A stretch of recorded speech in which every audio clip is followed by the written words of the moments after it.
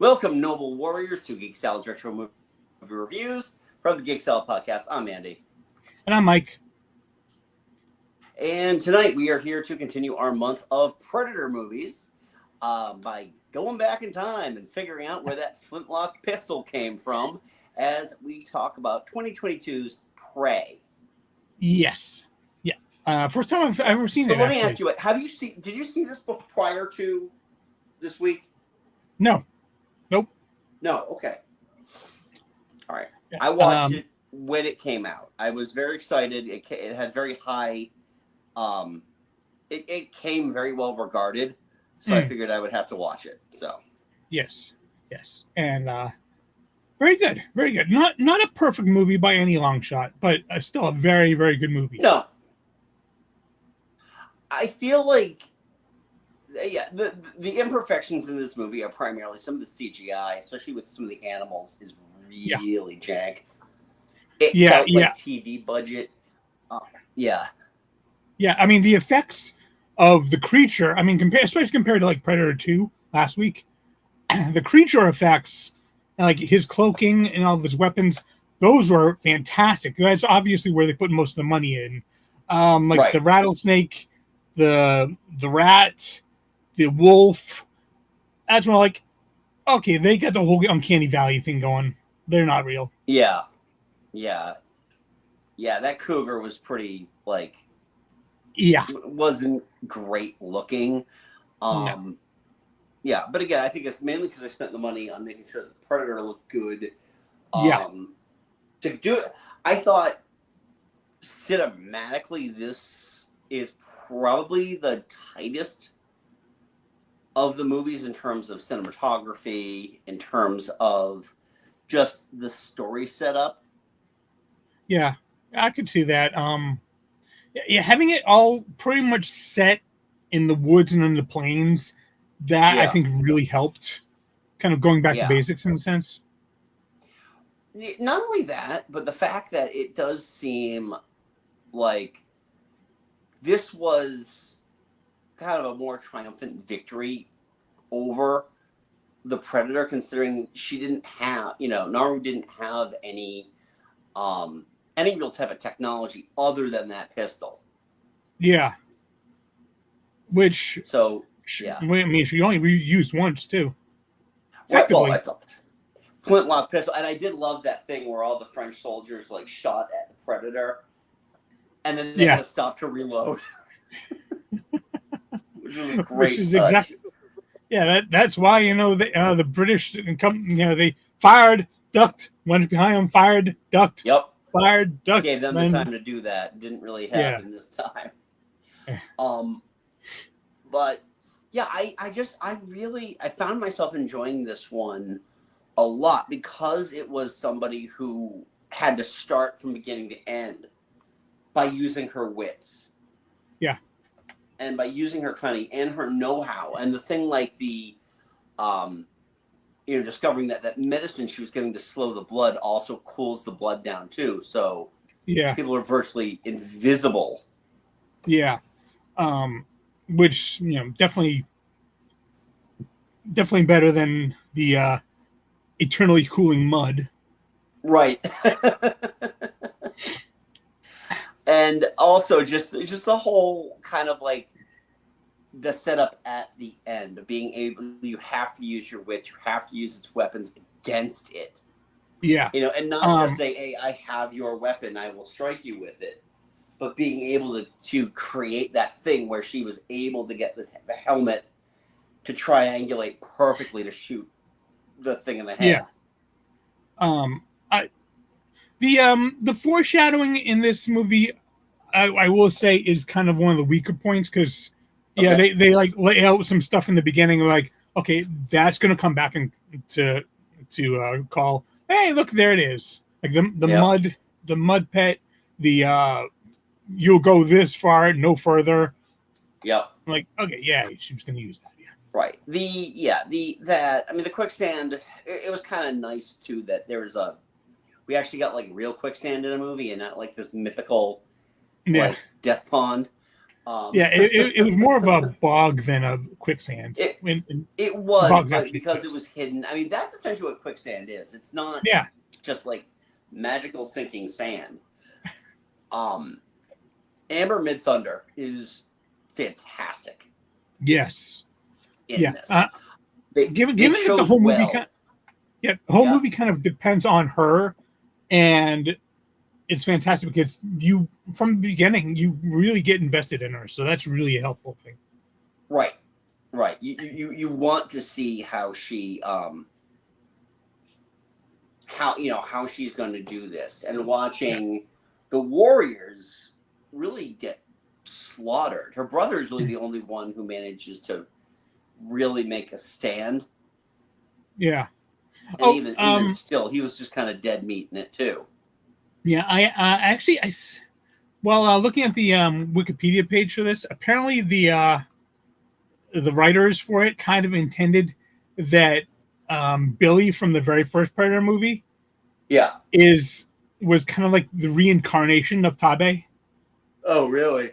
So that kind of like his final fight against the Predator, that which you never actually see, is kind of his like sort of his like vague memories of his earlier incarnation. Right. Okay. Yeah. Uh, Yeah. I didn't make it up. I'm It's just saying what I read. no, I understand that, and I know that like the callback to the pistol from Predator Which Two was a nice. it was nice, but it also kind of suggests that yeah, that tribe is not long for this world Well, because did you somehow that watch? Did you yeah watched to the credits, right? yeah you saw the image of the three ships coming down. Yeah. It's like yeah, because Yeah. that pistol has got to get back to the predators somehow. Right. Exactly. Um, but it is interesting how yeah, I still lost my train of thought. Um, well, no, here's the thing. I feel like it's a return to form because I haven't seen The Predators or Predator or Nor I. The Predator or Predators, which I apparently are both kind of lost the plot in terms of what they bring to this series. This is a Right. return to form and then Yeah. some. Yeah, it feels like Dan Trachtenberg, the director and writer, Yeah. he's really he really knows how to dial into the Predator, which Yeah. makes me kind of excited for Predator Badlands that's coming up in Right. November. Right. And he also did Predator Killer of Killers Right. as well. So it's almost like the Predator verse has their own James Gunn now, and it's Dan Trachtenberg. Yeah. Which I got no problem with. Yeah, no, I think he's doing a fantastic job, and it's understanding why these movies are so tense, and trying to explain that it's not a these aren't horror movies by any chance, but they're sci-fi action movies. But this one, I thought this one did a good job with the gore, just overall in terms of creative kills. Yeah. The whole thing with the net, it was kind of interesting, watching the net kind of like turning that guy and the log into just meal. Yeah, it kind of flashback to the first Resident Evil movie with the laser grid. Right, exactly. But I mean, that thing just like it crushed everything, which was that was interesting. Little discs that the guys are also kind of watching and then realize. And that fan of his. Oh yeah. There's not only a shield, but it does some slicing and dicing of its own. Yeah, it's funny too when you think about it. This race of aliens, essentially, this is what they do. They hunt. Yeah, and it's almost like they are also. They try to be as noble as they can in their hunt. They did not go after Tage or Nara when they were tied up because Naru rather because they he doesn't want bait. Yeah, and when he has Naru dead to rights when their foot's in the trap, he's just like right. Yeah, there's no exploring and just walks off. Right. There's nothing he can do. Yep. But it is interesting though, because outside of that, the Predators do not really fight fair. No. No, exactly. I've got all this high tech shit, even in the 18th century. Yeah. You've got a bow and arrow. I've got like a laser guided spear launcher. Right. I think I've got the edge. Yeah. I've got my fan shield. My sharp fan. I've got a giant spear that can separate into two spears. Yep. And I am strong enough to lift a full-grown grizzly bear over my head. Oh yeah, yeah. But yes, I find your arrows to be a threat. By the way, that's one of the issues, and that's another one of the issues I had was like, if Naru was any kind of legitimate warrior, she would know you do not go after a grizzly bear when you're all alone. Right. That is a team kill at best. Yeah.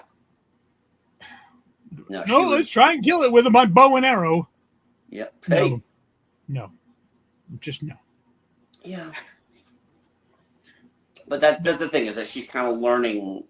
I mean, she's not accepted as a warrior until the very end. Yeah. And that was kind of cool that she brings back the head, and she's using the thing's blood as her war paint. Yeah. Yeah. I mean, I really enjoyed this. I enjoyed the fact that it's very different from what we had been getting. Yeah. Either modern day warfare or futuristic warfare. To begin this process of not only taking it back, but knowing what I know about like the other two Trachtenberg films, really taking it back. Yeah. This one definitely felt like an evolution of the first Predator movie. Yes. Where, and I mean, all things being equal, I do still prefer the original Predator. Mm-hmm. Just because it kind of lent into that just switch in tones. This one kind of had a switch in tones, but not really. Once the Predator is out of the bag, there's really no way to put him back in it. No, exactly. It wasn't as quippy. It didn't have like that first act of just violence, you know? Yeah. Yeah. Seeing the Predator kind of stalk them as they're trying to escape. Right. That for me is always going to be like number one, unless, depending on what the other Predator movies do. But this one is definitely better than Predator 2, which I still enjoy. Don't get me wrong. Yeah, yeah.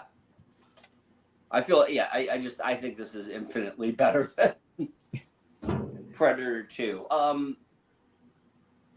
It's, I don't know. I think because I was really enjoying, being brought into somebody else's culture and it being written by people who understood the culture. And I think that you can actually, I don't remember exactly which language it is, that there is an audio track in that language.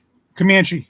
Yep, thank you. Yeah, there's actually a Comanche cut of this, and I think that would make actually a little bit more sense for me, because when Naru is talking with the French interpreter and they switch to English, it would make sense if it was just French and Comanche. Having the English in the middle kind of felt off. It's kind of like, yeah. But then again, it's like Shogun, that the Japanese speakers are going to speak Japanese, but all the Portuguese speakers are speaking English. Yeah. Yeah, and I think that had to be made as an audience consideration, because the human ear can only languages without subtitles. There's no way to get around that. Right. Yeah, I think this one might be kind of cutting it short, because it's the weird thing about this is that I feel this did deserve a theatrical release. Yeah. I will say the script was probably, if I had to guess, I would say the script was probably the shortest of the series because there's very little dialogue in this movie. Yeah. Yeah, there's a You lot know, of action, very little dialogue. And again, yeah, it's mainly because, like, what I've learned from this tribe is that they're not, they're not conversationalists. They talk about no, certain things. yeah, Like Tabe and Naru do have conversations about small things, yeah. but for the most Um, part, it's not very conversational. There's not, there isn't somebody in the tribe who is telling dirty jokes or, you know. yeah. Another like kind of minor quip I've got is Mhm. the music for it. Yeah, It was good, except in the parts where it wasn't. Like the the choice to kind of go silent after when Tabe gets killed. yeah, It for me, it kind of lost some of the impact. I felt like if there was like to just cut out completely and have absolutely no music, no sound, like very little, very yeah. different sounds, it it actually kind of like dimmed the impact of the moment for me. Oh, I think that was primarily to evoke, Naru's trauma of watching her brother be killed. Yeah, I I don't know. mean, you see that a lot too. You see, like, you see war films, and if it's not completely silent, it's, the Tom Hanks loud noise went off in my ears, and all I hear is like this ringing, Yeah, you know. it, I don't know. It's just something about it just didn't quite click for me. It was still a good scene. Just something about the sound and the music just didn't quite mesh in that moment for me. Yeah, Maybe on like a second watch through, it might be better, but yeah. this one, I hear you. I hear you. Yeah, the music. I mean, the music itself didn't stand out as much. I mean, it did its job, yeah, but right now all I have to compare it to is the Silvestri stuff from the first two movies, and me. I really feel like he was composing for two completely different movies when he was doing that. yeah, yeah, So yeah. yeah, Yeah, I enjoy this. I enjoy this a lot. I had a very good time watching it. I this is my second viewing of it, mm, so I'm happy with with it. yeah. I'd give it 4 stars. Um, 4 out of 5. as it stands, huh? 4 out of 5. Four, Yeah. um, I'd go 3.5. Okay. Three and a Yeah. half. I mean, looking at what I've been rating these movies on Letterboxd, I gave two, and I gave one 3. And I think a And lot of for it me, is I enjoy the setup more. I really love the overall concept mm, of this movie more so than it's a Schwarzenegger movie. It's taking place in the jungle. You saw Commando. Well, now he's fighting an alien, and then yeah. RoboCop without RoboCop. I'd probably go 2.5 stars for two. Um, I'd probably I'd go either 3.5 to 4 stars for the number one, and this one would Okay, probably be about 3.5 stars. yeah, that's fair. Yeah. So yeah, Next one should be interesting. I I agree. I started watching it because it is one of those things you can kind of walk away from. You can like watch a little bit of it. It's an anthology. Oh, okay. That actually helps. Yeah. So, well, I Yeah, mean, I guess we're kind of letting the cat out let of the the bag. cat Should we? out of the bag because if we're going in the right order here, yeah, next week we are going to review Predator: Killer of Killers, the animated anthology, also by Dan Trachtenberg, also on Hulu. Yes. Yeah. So, and if you haven't watched it yet, not to give away too much, very much in the vein of Prey. Okay. He's struck oil with this historical look back at how many times the Predators have come to Earth. Yeah. Which actually makes me a little bit more interested in what he's going to be doing with Badlands, because from what I just looked in the Wikipedia page, it looks like that's going to be jumping into the future, because the Predator in that one is going to be dealing with, or it's going to be interacting with a Weyland-Yutani android played by Oh boy, Ella Fanning. Elle Fanning. Yeah. Okay, going back to that well, huh? Well, I mean, I Yeah. have faith that Dan Trachtenberg is going to be able to do what the other two people could not do with AVP. Yeah, I don't know if they're going to be dealing with aliens. All I know is if you look on the Wikipedia page, all you can see is that it's kind of a predator that's been kind of outcast because he's a runt of the litter, basically, Yeah, and so he's he probably like has to 6 feet tall. yeah, and he has to interact with Weyland-Yutani android played by Ella Fanning. Elle Fanning, yeah. Yeah, Well, I that's think it's all it going to be says. interesting. That's coming out this November, so I'm excited about that. So, Yeah. We will be back next week, obviously, to talk about Predator or Killer of Killers. Yep. But we want to know, what did you think of Prey? Leave a polite comment below if you haven't done so already. Subscribe, like, you know the deal, folks. We're here every week. And also, Mike and I host a little podcast called Geek Salad. You can check that out wherever you get your podcasts. This week, Mike did put out our latest episode where we talk about our favorite discontinued snack foods that we want to have come back, which was a great conversation. I had a great time re-listening to that one.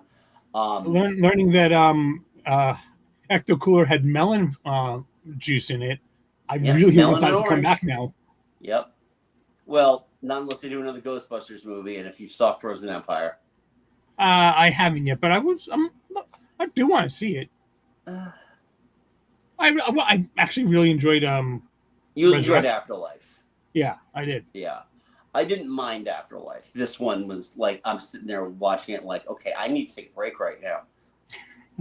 I would rather take a break than continue to watch this movie. So you would rather drink a Hi-C Ecto Cooler. I would rather drink a Hi-C Ecto Cooler, exactly. So, but also we are on socials at Facebook at Geek Salad Podcast and on Blue Sky at geeksalladradio.bsky. So you can check us out there. If you're subscribed to this channel, you not only get the audio, both the live stream and the pro version of our podcast, but you will also get every single retro review that we had here. We don't have a Patreon, folks, so this is free to you. Go back. We've been doing this 6 or 7 years already. You can go all the way back to Batman '89, start there, and then it's been a while. Yeah. So, yeah. So, anyway, you get tons to look at. But until next time, I'm Andy. I'm Mike. Go forth and be nerdful. We'll talk to you later. Bye.